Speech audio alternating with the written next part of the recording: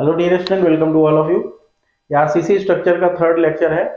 इस लेक्चर में हम बात करने वाले हैं एग्रीगेट। हमारा टॉपिक चल रहा है ingredient of concrete. Ingredient of concrete में हमने सीमेंट को कंप्लीट कर लिया है। अब इस पार्ट में हम बात करेंगे एग्रीगेट की। ठीक है, तो एग्रीगेट एग्रीगेट क्या होता है? एग्रीगेट बहुत ही इंपॉर्टेंट है। इंपॉर्टेंट इसलिए है, जैसे कि आप कंक्रीट देखते हैं तो कंक्रीट का जितना टोटल वॉल्यूम होता है उसमें से आपका 70 to 80% जो प्लेस ऑक्यूपाई करता है वो आपका होता है एग्रीगेट। ठीक है, तो इसलिए इसका कंसिडरेशन बहुत ही इंपॉर्टेंट है।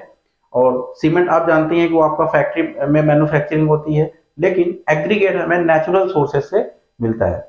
जैसे आपका जो लावा होता है या मैग्मा, जब वो इरेक्ट होता है उसके बाद उसको कूल डाउन होने के बाद वहां पर बहुत सारी चट्टानें हमें मिलती हैं। ठीक है, स्टोन्स हमें मिलते हैं, उसको क्रश करके एग्रीगेट हमें मिल जाता है। या फिर बहुत सारे रिवर से हमें मिलता है, रिवर हो गया, सी शोर हो गया, वहां से हमें एग्रीगेट मिलता है। ठीक है, तो ज्यादातर most of the natural source से हमें प्राप्त होता है। तो ये जो आपका एग्रीगेट है, इसको साइज के अकॉर्डिंग दो कैटेगरी में डिवाइड किया गया है। एक आपका कोर्स एग्रीगेट और एक आपका फाइन एग्रीगेट। और दोनों कोर्स एग्रीगेट और फाइन एग्रीगेट दोनों को हम मिक्स करते हैं किसमें? कंक्रीट में। Coarse aggregate, fine aggregate, cements and आपका वाटर एंड एडमिक्सचर्स, ये सारे आपके मिक्स होते हैं। ठीक है, तो आपका जो इसको साइज के बेस पे कैसे डिस्ट्रीब्यूट करते हैं, तो एग्रीगेट एक आपका होता है कोर्स एग्रीगेट, यहां पर लिख दे रहे हैं कोर्स एग्रीगेट। इसको शॉर्ट फॉर्म में सी ए से रिप्रेजेंट करेंगे। And another one is fine aggregate, इसको शॉर्ट फॉर्म में एफ ए से रिप्रेजेंट करेंगे। ठीक है, अब साइज के बेस पे हम कैसे इसको डिस्ट्रीब्यूट करेंगे? If size is greater than 4.75 mm, then that is known as coarse aggregate, and if size is less than 4.75 mm, then known as fine aggregate। ठीक है, ये बहुत ही इंपॉर्टेंट है और यहाँ से क्वेश्चन भी पूछा गया है कि अगर आपका साइज 4.75 mm से ज्यादा है तो वो कोर्स एग्रीगेट होगा या फाइन एग्रीगेट होगा। ठीक है, फर्दर आपका जो फाइन एग्रीगेट होता है, इसको हम सैंड भी कहते हैं, इसको हम सैंड भी कहते हैं फाइन एग्रीगेट को। और ये सैंड आपका फाइन सैंड होती है, मतलब फाइन सैंड, फाइन सैंड, फिर आपका मीडियम सैंड, देन आपका कोर्स सैंड। ठीक है, इसको भी डिवाइड किया गया है, लेकिन अभी जब हम फाइनेंस मॉडल्स देखेंगे तो वो कैटेगरी हम आपको बताएंगे। ठीक है, तो ये हो गया अपना एग्रीगेट बेसिक। अभी हमने बात की यहाँ पर साइज की। अब यहाँ पर अगर हम बात करें कि किस साइज का एग्रीगेट हम यूज करेंगे, क्योंकि आप देख सकते हैं size if greater then 4.75 mm, that means अगर हम कहें कि 4.75 से लेके, और एक चीज, हाँ, कोर्स एग्रीगेट को हम 80 mm तक, मतलब अप टू 80 mm तक ही हम कोर्स एग्रीगेट कंसीडर करते हैं। उसके बाद फिर आपका कोबाल्ट और बोल्डर में हम कंसीडर करते हैं। ठीक है, तो अप टू 80 mm तक कोर्स एग्रीगेट यहाँ पर मेंशन कर दे रहे हैं कि 4.75 mm से ज्यादा हो and less than 80 mm, 80 mm से लेस और इक्वल हो। ठीक है, तो आपका जो है एक मिनट, 80 mm से साइज आपका लेस और इक्वल होना चाहिए, तब कोर्स एग्रीगेट कंसीडर होगा। तो यहाँ पर क्वेश्चन ये राइज होता है कि 4.75 से लेके 80 mm के बीच में हम कौन सा साइज चूज करें, कौन सा साइज चूज करें अपने कंक्रीट के लिए जो बेस्ट हो, है कि नहीं? अच्छा क्वेश्चन है। ठीक है, तो इस पे बहुत सारी स्टडी हुई, बहुत सारी स्टडीज हुई, उसके बाद ये डिसाइड किया गया, बहुत सारे प्रैक्टिकल एप्लीकेशंस वहां पर देखे गए, तब वहां पर जो साइज हमारा डिसाइड हुआ, वो साइज डिसाइड हुआ आपका 20 mm। 20 mm अब size of coarse aggregate is acceptable for general construction. ठीक है, तो ये आपको याद रखना है कि 20 mm का साइज हमें जो है चूज किया गया है ये जनरल कंस्ट्रक्शन के लिए। और उसमें एक कंसिडरेशन ये दिया गया है कि आपका कोई भी मेंबर हो, जैसे मान लो यहाँ पर अगर हम बात करें, सपोज ये आपका एक कॉलम है। ठीक है, कॉलम है और यहाँ पर हमने रेनफोर्समेंट दे रखी है, कॉलम में यहाँ पर हमने रेनफोर्समेंट दे रखी है ऐसे करके। अब ये जो रेनफोर्समेंट दिया गया है, इसके बीच में कुछ स्पेस है बार्स के बीच में, जैसे ये इसका एक क्लियर कवर ये हो गया, this is clear cover and this is clear cover, है कि नहीं? तो ये जो क्लियर कवर है, this is clear cover between reinforcements. ठीक है, तो ये जो क्लियर कवर है, इसमें जो आपका कोर्स एग्रीगेट है वो अंदर भी तो जाना चाहिए, क्योंकि कंक्रीट में आप कोर्स एग्रीगेट कर रहे हैं, अगर इसके बीच में नहीं जाएगा तो कैसे आप फिल करोगे कॉलम को? ठीक है, कैसे आप बनाओगे। इसी वजह से एक कंसिडरेशन ये भी दिया गया कि जो भी आपका क्लियर कवर है, क्लियर कवर -5 mm, मतलब इसका क्लियर कवर अगर सपोज 30 mm है, सपोज इसका क्लियर कवर 30 mm है, इसमें से 5 mm माइनस कर दो, दैट इज 25 mm का आप एग्रीगेट यूज कर सकते हैं, एग्रीगेट आप यूज कर सकते हैं। तो ये क्राइटेरिया होता है कि क्लियर कवर -5 mm, देन आपका size of aggregate that you have to used, ठीक है। तो एक तो ये हमारा कंसिडरेशन हो गया। तो ज्यादातर जो क्वेश्चन आया है आपका जो 20 mm है, 20 mm आपको याद रखना है। और एक क्राइटेरिया ये भी है 1/4 of minimum thickness of member, minimum thickness of member,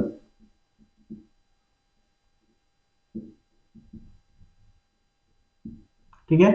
अगर इसका मिनिमम जो भी आपका मेंबर है, इसका जो भी मिनिमम थिकनेस है, सपोज ये अगर इसका मिनिमम थिकनेस है, अगर ये कितना है, सपोज 100 mm है, सपोज ये 100 mm है, तो इसका 1/4 कितना हो जाएगा, 100 mm का 1/4 ये हो जाएगा आपका 25 mm, ठीक है। तो 25 mm मतलब ये तीनों क्राइटेरिया 20 mm क्लियर कवर 1/4, अब इसमें से जो भी आपका मिनिमम आ रहा हो वही आप यूज कर लो, ठीक है। बट जनरली 20 mm हम यूज करते हैं। तो ये हमारा साइज से लेके कंसिडरेशन हो गया। अगर अब हम बात करें शेप की, ठीक है, अगर हम बात करें शेप की, इसको इरेज करते हैं।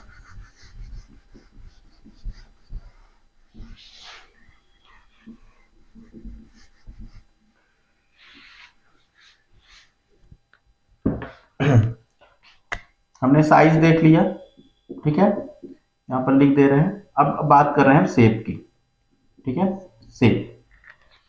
तो हमारा जो कोर्स एग्रीगेट होता है, इसका जो शेप होते हैं बेसिकली 3 टाइप के शेप होते हैं। एक आपका राउंडेड शेप होता है, राउंडेड शेप होता है। फिर आपका आता है एंगुलर शेप, एंड आपका आता है फ्लैकी शेप, ठीक है। तो ये 3 शेप के आपके एग्रीगेट अवेलेबल होते हैं। अभी आपका जो शेप ऑफ एग्रीगेट होता है, this is directly impact on workability and strength of concrete. ये बहुत ही इंपॉर्टेंट पैरामीटर है शेप ऑफ एग्रीगेट का। तो यहाँ पर 3 शेप हमने बताया है। अब जैसे आप देखिए राउंडेड शेप, तो राउंडेड शेप जनरली हमें रिवर वगैरह में जो स्टोन मिलते हैं वो राउंडेड शेप के होते हैं। एंगुलर शेप है, एंगुलर शेप आपका जब हम क्रश करते हैं, जो हमारी क्रशर मशीन होती है, क्रशर मशीन से क्रश होने के बाद जो एग्रीगेट मिलता है वो एंगुलर शेप के जनरली होते हैं। और फ्लैकी शेप जो होते हैं ये पतले पतले से एग्रीगेट, मतलब कि इनका जो साइज होता है वो बहुत ही थिन होता है, ठीक है। ये मतलब ऐसे कुछ होते हैं, इस शेप के होते हैं, ठीक है, पतले पतले से।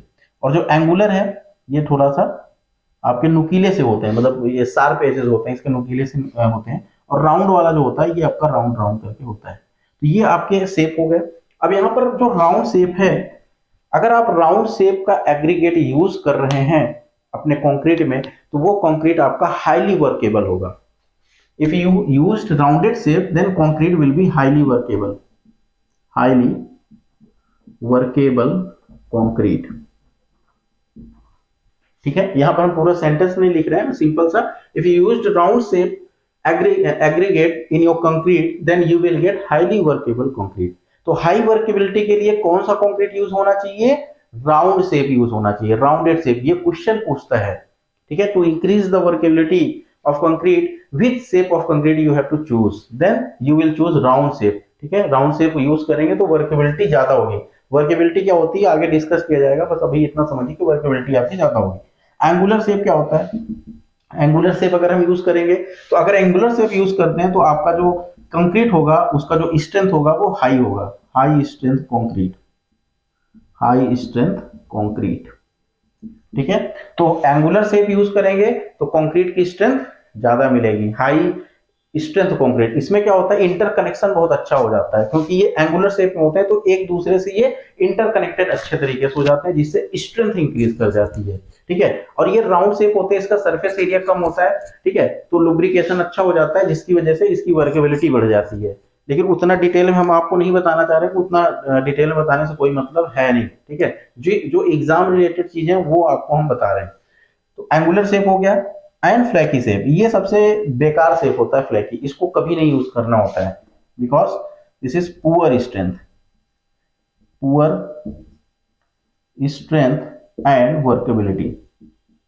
एक तो आपकी वर्केबिलिटी भी खराब हो जाएगी और स्ट्रेंथ भी कम हो जाएगा अगर आप फ्लैकी शेप यूज किए तो। ठीक है, तो क्लियर हो गया। साइज कौन से यूज करने हैं, 20 mm। अगेन 20 mm के अलावा भी दिया था मैंने 1/4 of the minimum thickness of the member, या फिर क्लियर कवर -5 mm, तीनों क्राइटेरिया दिया था। जो भी मिनिमम है यूज कर लेना, जनरली 20 mm हम यूज करते हैं। ठीक है, शेप में 3 शेप होते हैं, round shape, angular shape, flaky shape. ठीक है, राउंड शेप होता है बेस्ट होता है हाईली वर्केबल के लिए। अगर आपको वर्केबिलिटी अच्छी चाहिए तो आप राउंड शेप यूज कर सकते हैं, but angular shape is good for high strength concrete. High strength, अगर कंक्रीट का स्ट्रेंथ अच्छा चाहिए तो आप एंगुलर शेप यूज करिए। एंड फ्लैकी शेप जो पतले से कंक्रीट एग्रीगेट होते हैं, ये सबसे बेकार होते हैं, इससे आपको पुअर स्ट्रेंथ मिलती है और वर्केबिलिटी भी इसकी सबसे कम होती है। ठीक है, तो ये हमने अभी तक बात किया आपसे। पहली बात तो हमने साइज की बेस पे इसको हमने डिफरेंट किया, कोर्स एग्रीगेट अलग और फाइन एग्रीगेट, देन हमने साइज की बात की, देन हमने शेप की बात की। ठीक है, अब हम बात करते हैं टेस्ट की, हम एग्रीगेट को कैसे टेस्ट करते हैं। ठीक है, तो लैब में कैसे टेस्ट करेंगे, तो कुछ इंपॉर्टेंट टेस्ट को भी हम यहाँ पर डिस्कस कर ले रहे हैं। अब यहाँ पर हम बात करेंगे टेस्टिंग ऑफ एग्रीगेट की। ठीक है, अब यहाँ पर एक पूरा ये चार्ट आप देख सकते हैं, बहुत ही इंपॉर्टेंट है। बेसिकली 6 टाइप के टेस्ट हम अप्लाई करते हैं एग्रीगेट पर। आपका पहला होता है aggregate crushing value test, aggregate impact value test, aggregate abrasion value test, and fineness modulus test, flakiness test, thickness index test and elongation index test. ये 6 टाइप के हम टेस्ट को परफॉर्म करते हैं।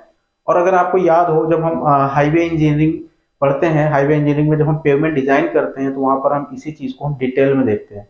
मतलब एक एक टेस्ट को डिटेल में देखते हैं कि क्या क्या इनिशियल हम कितने क्वांटिटी में एग्रीगेट लेते हैं, किस साइज के सीप से उसको हम पास करते हैं, देन हम उसमें with the help of hammering करते हैं, फिर हम उसको जो है जो रिटेन्ड होता है उससे हम वैल्यू निकालते हैं। ठीक है, ये पूरा एक प्रोसीजर होता है टेस्ट करने का। ठीक है, जब आप पेमेंट डिजाइन देखे होंगे डिप्लोमा में या बीटेक में, तो वहां पर ये चीजें डिटेल में होती हैं। लेकिन यहाँ पर हमने उतने डेटा को लिया है जो एग्जाम में पूछता है, चाहे वो आपका जेई एग्जाम हो, एई एग्जाम हो या आईएएस गेट कोई भी एग्जाम हो, एग्जाम में जो डेटा पूछता है वहां पर हमने वो मेंशन कर रखा है।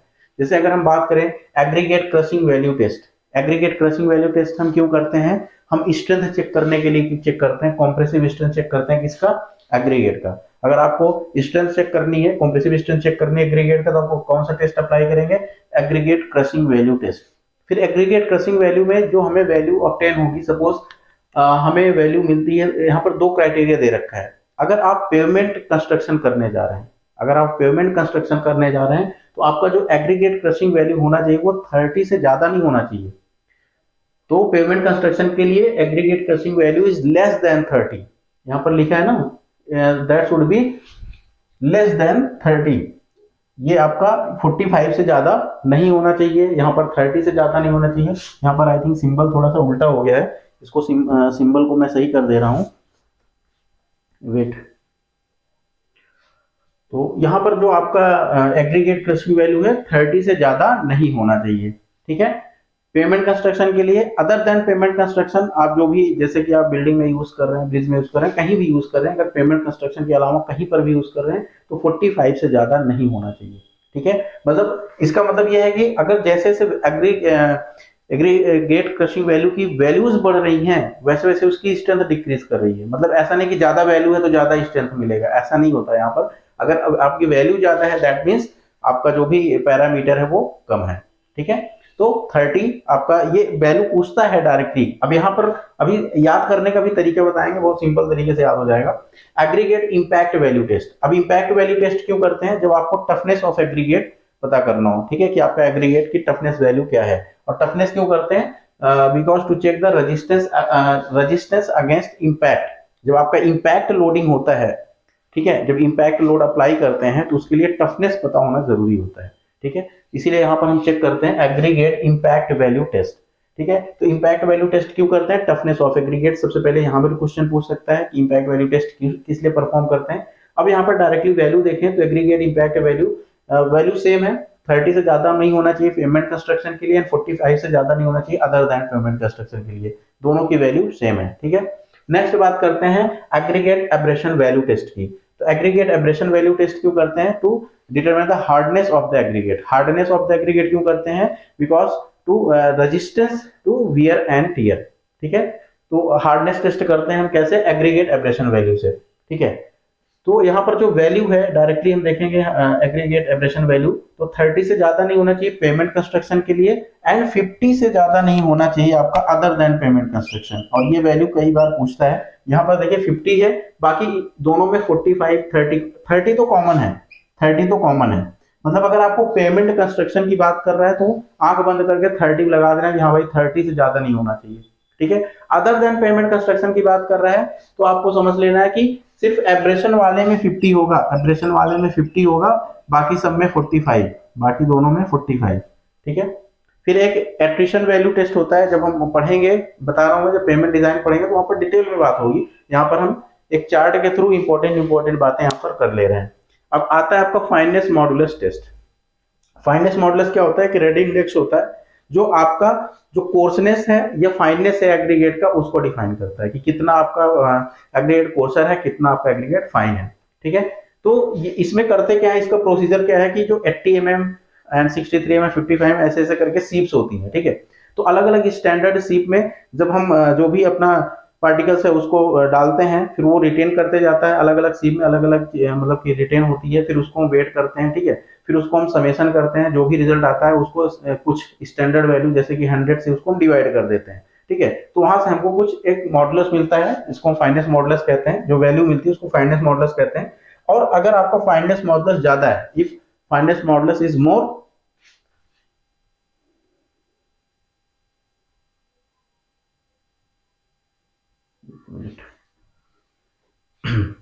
अगर आपके फाइननेस मॉडुलस की वैल्यू ज्यादा है, देन क्या होगा आपका जो कोर्स एग्रीगेट है, दैट मींस कोर्सर एग्रीगेट ज्यादा है, ठीक है। Aggregate of courser, more courser, ठीक है। अगर आपके फाइननेस मॉडुलस की वैल्यू कम है, दैट मींस आपका जो एग्रीगेट है वो फाइन एग्रीगेट है, ठीक है, फाइनर है, ठीक है। फाइनर और कोर्सर बस यही बताता है फाइननेस मॉडुलस। तो यहाँ पर ये इंपॉर्टेंट है फाइननेस मॉडुलस टेस्ट।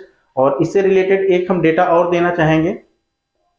इसके रिलेटेड एक डेटा ये है कि अगर आपका फाइननेस मॉडुलस, जो भी आपका फाइननेस मॉडुलस है, विजिबल है, फाइननेस मॉडुलस जो भी है, अगर वो आपका लाई कर रहा है 2.2 से लेके 2.6 तक, 2.2 से लेके 2.6 तक, दैट मीन्स आपका फाइन सैंड है, ठीक है।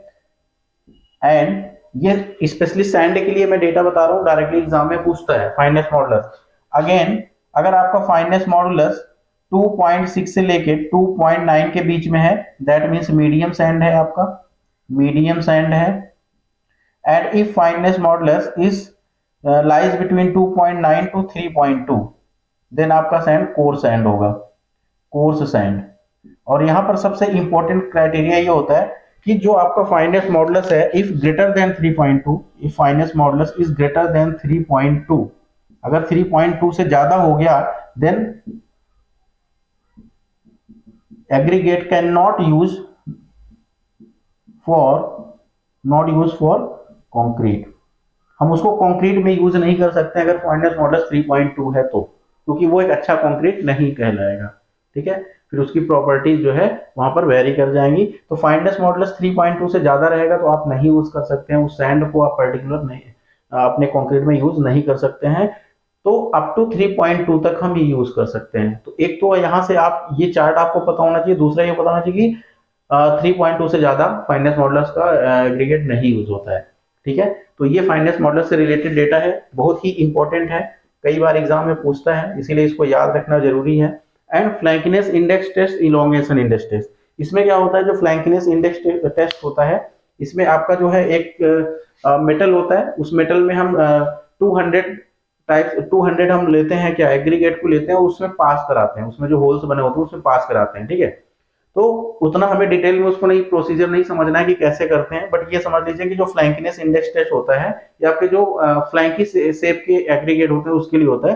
तो फ्लैंकीनेस इंडेक्स टेस्ट और इलोंगेशन इंडेक्स टेस्ट दोनों का एक कॉमन है कि आपका अगर एग्रीगेट अगर उसका 6.3 mm साइज से कम है तो ये टेस्ट हम परफॉर्म नहीं करते हैं। इसलिए यहाँ पर लिखा हुआ है test is not applicable for the aggregate having size less than 6.3 mm। तो यहाँ पर अगर 6.3 mm से कम के साइज हैं तो ये टेस्ट आपका नॉट अप्लीकेबल रहेगा, नॉट अप्लीकेबल दोनों टेस्ट।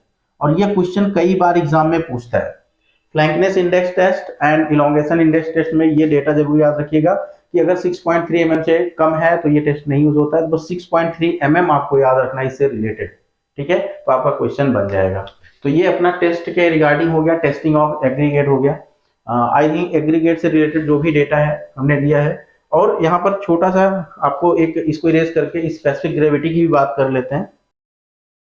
तो आइए बात करते हैं स्पेसिफिक ग्रेविटी की, ठीक है। स्पेसिफिक ग्रेविटी देख लेते हैं। स्पेसिफिक ग्रेविटी, स्पेसिफिक ग्रेविटी कितना होना चाहिए एग्रीगेट के केस में? ये जर्नल वैल्यू है, दैट इज 2.6 से लेके 2.8 तक। ये एक जर्नल वैल्यू है कि 2.6 से लेके 2.8 के बीच में स्पेसिफिक ग्रेविटी होनी चाहिए आपके एग्रीगेट की, ठीक है। और सीमेंट का कितना होता है वो हम सीमेंट वाले क्लास में नहीं बताए थे, यहाँ पर हम मेंशन कर दे रहे हैं, बहुत ही इंपॉर्टेंट है, कई बार एग्जाम में पूछा गया है कि सीमेंट का स्पेसिफिक ग्रेविटी कितना होना चाहिए। तो सीमेंट का जो स्पेसिफिक ग्रेविटी होना चाहिए दैट इज 3.1।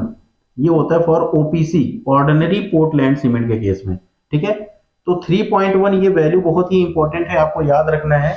एग्रीगेट का तो नहीं पूछता है, बट सीमेंट का कई बार पूछा है एग्जाम में और पूछ सकता है। तो सीमेंट का आपको 3.1 याद रखना है, ठीक है, सीमेंट का स्पेसिफिक ग्रेविटी।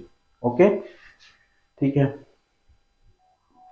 अब अगर यहाँ पर हम बात करें वाटर की, वाटर भी एक नेचुरल है, नेचुरल सोर्स से मिलता है हमें, ठीक है, और सबसे ज्यादा इंपॉर्टेंट होता है आपका वाटर, ठीक है। अब एक्चुअली कौन सा वाटर हम यूज करें ये क्वेश्चन होता है। तो जनरली जो ड्रिंकिंग वाटर, मतलब जो हम पानी को पी सकें ऐसे पानी को हम यूज करें तो ज्यादा बेहतर होगा, ठीक है।